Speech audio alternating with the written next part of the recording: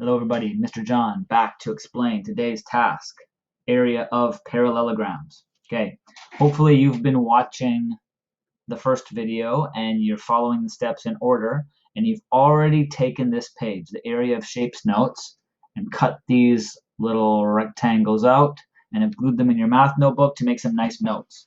We're going to be using these notes in the coming days, so make sure you have them handy. Now today, we're going to be focusing on parallelograms. But before we do that, let's use what we know to help us. We know how to calculate rectangles. And we look at the formula here explains how to do the math. It says L times W. Now if you think really deeply, I bet you can remember and figure out what L and W are. Length and width. When we're talking about area, we're considering a flat 2D shape usually, okay? So the length is our long side and width is our short side. Now, some shapes, sometimes we need to consider a shape that's not flat like this, maybe one that's flipped up. And we're going to use that way of thinking to help us practice with parallelograms, okay? Here it says B times H. Those are actually the same things as length times width for a 2D shape that's been flipped up. Instead of width here, we have height, because we're measuring now how tall it is, because it's going up. And then B stands for base. That is the side that's touching the ground. It's not touching the ground right now, but you can imagine that it's touching the ground because it's flipped up. Its bottom side is its base. Okay? So just like length and width, base times height. So if we were looking at this 2D shape of a rectangle and we were flipping it up, we could say the 5 is the base and the 3 is the height.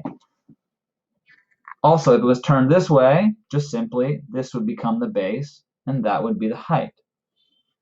Okay.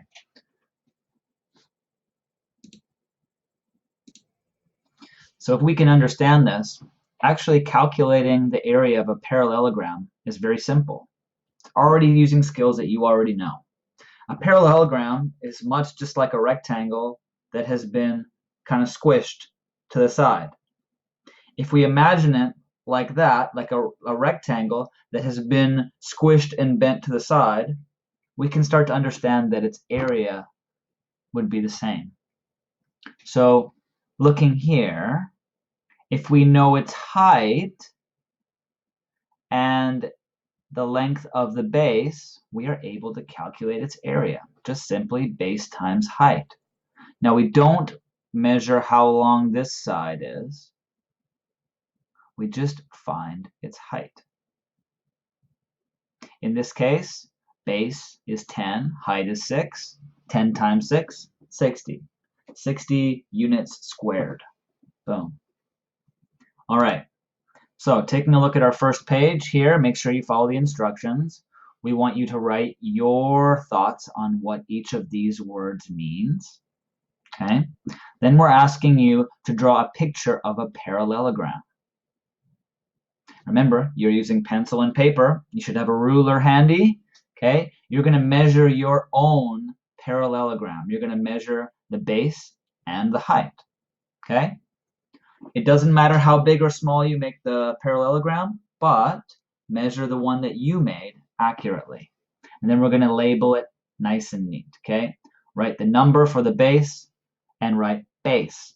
Write the number for the height and write height. Show us what you can do. Second page here, you're going to have to calculate the area of these shapes, okay? You already know how I think to do this square and this rectangle. And you can use what we just learned to calculate these parallelograms. Don't forget to show your work here. That's very important, as you guys saw with the math assessment. Show your work so we know that you're doing the work correctly and you're not just kind of guessing and getting lucky. Okay, work goes in these boxes and then answer in these boxes. All right, best of luck, everybody. Remember, don't forget to send us an email or join the Q&A meeting if you have some trouble, or contact us for that extra support meeting. Have a great day. Good luck.